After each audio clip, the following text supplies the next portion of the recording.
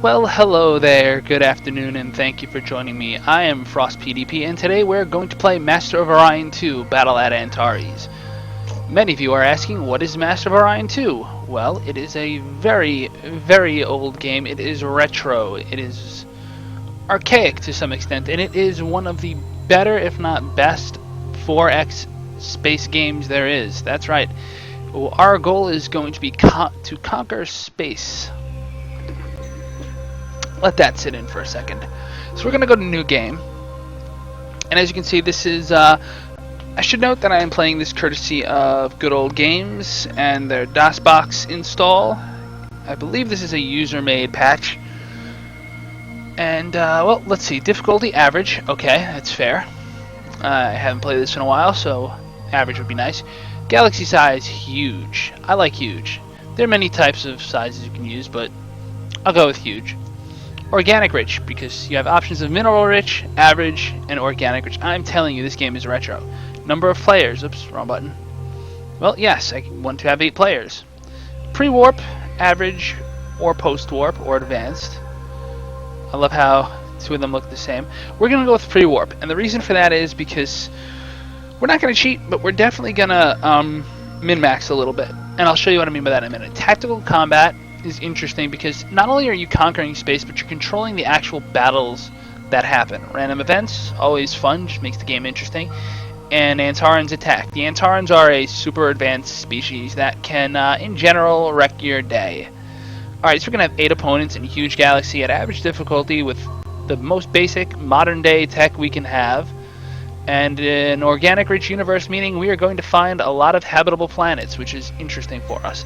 So your next option is to choose your race, and there are all sorts of species. There are the bird people, the bear people, the wizardly, scaly people, the obligatory female character, little gnome guys, and they each have, as you can see here, little advantages and disadvantages. They get a tax bonus, the Nolums do. They live on low gravity planets. They are expert traders, all these different things. Humans, we have charismatic and democracy. Hooray, we're not very good. Ant people, machine people, lion people, third eye people, lizard people, silicon people, and fish people. And there's also custom, where you get to make your own, which is what we're going to do, because, like I said, min-max. So we get to pick a thing, and I guess we'll look human, even though we won't be. And the very first thing we're going to do is we're going to clear, because as you can see, you get 10 picks, which are like points, and then you get a score modifier. So if you pick absolutely nothing and just start with like the worst species ever, you get a 200% score modifier, but we don't care about score. We're just min-maxing here. Let's see, what do I want? Well, the first thing I always go for is creative. The tech tree in this game is one of its weaknesses as much as it's one of its strengths. I love it, but the problem is that most species only get to pick 1 out of 2 or 3 options for each level, and you're supposed to trade or spy for things. And unfortunately, it just becomes crippling. So we're going to pick creative, which allows you access to all 3 at once. It's also worth 8 picks, leaving you very few options for anything else. Governments. Well, I don't really care about governments much. I mean, ship costs being lower with feudal is even better. So, alright, we're going to be feudal. Population growth I have always found to be an asset. Ground combat I'm not going to care about because another trait I'm going to pick, well, I guess I'm going to have to free up some things. We're going to go minus spying as well to free up enough picks for telepathic. And this is where the game gets a little more broken. Telepathic races not only get diplomacy bonuses, but they can use their mental abilities for mind control. Telepathic fleets with at least 1 cruiser or larger ship, which isn't very big, can mind control a planet instead of bombing or invading it. Basically, you click a button, you conquer, and you get a bonus to spy actions.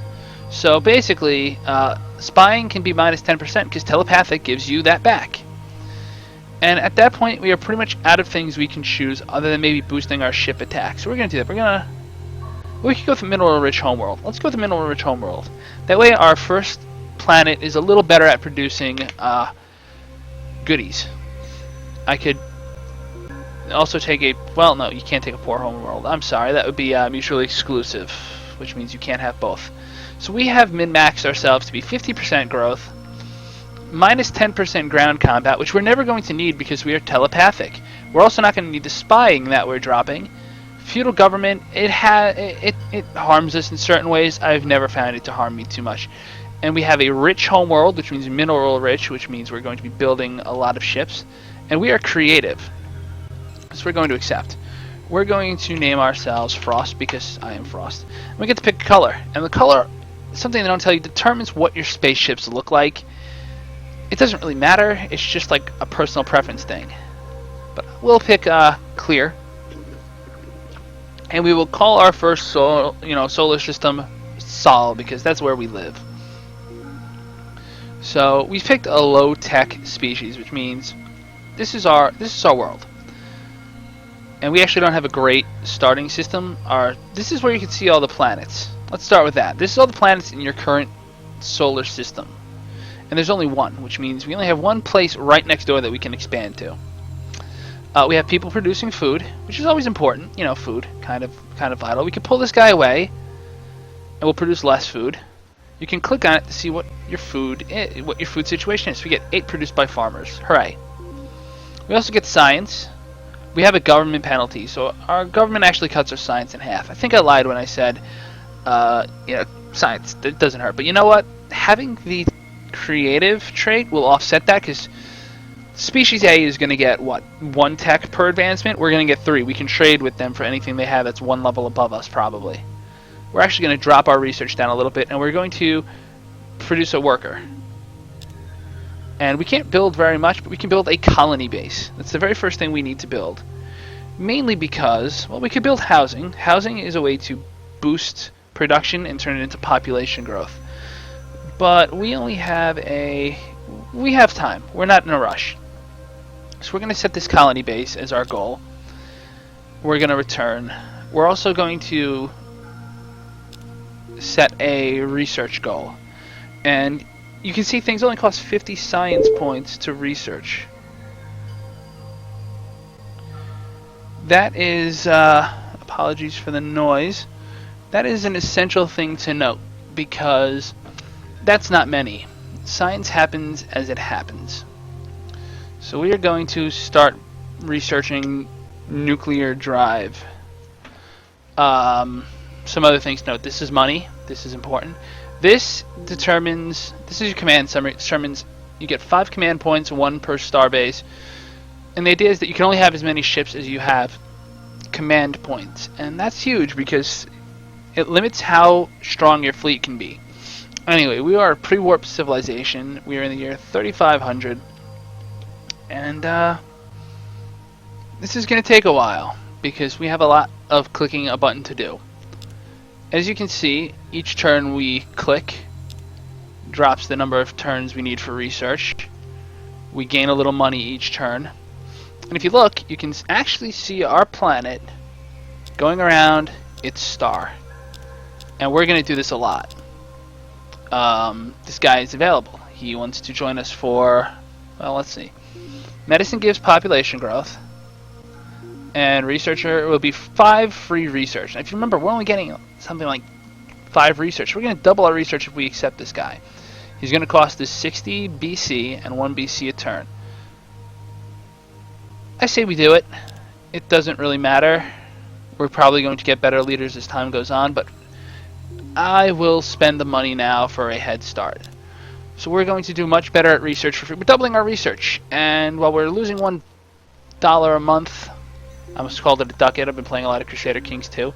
We're also going to get a population growth bonus that's going to be useful over time. So, yay, breakthrough. Alright, so freighters.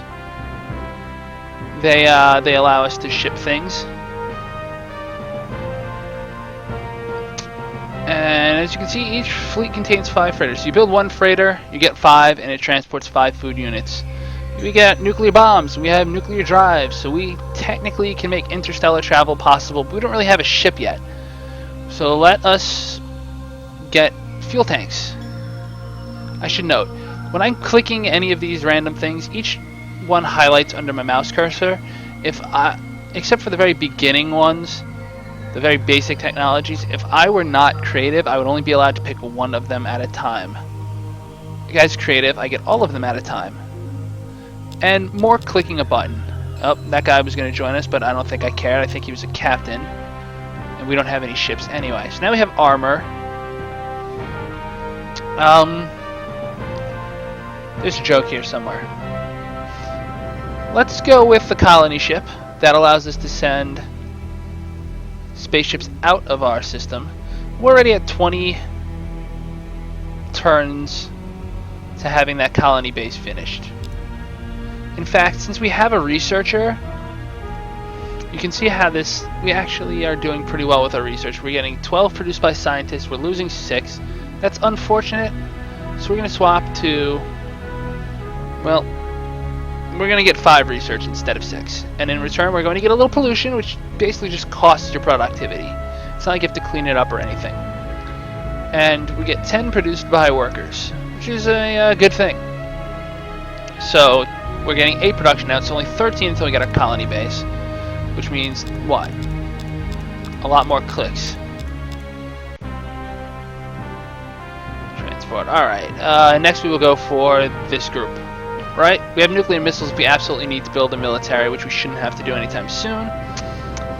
And biospheres and hydroponic farm are nice little upgrades to have available. Okay, colony base is done, and we have this tiny little barren planetoid thing in our system. We actually have a really gimped star system. It's kind of unfortunate. It's really not going to speak well for our long-term prospects, to be honest. So colony build. Hooray, look at the 1990s style graphics. It is low gravity, it is mineral abundant, it's really not great. It's like our first little foothold in the stars, and already we're out of things to do with it.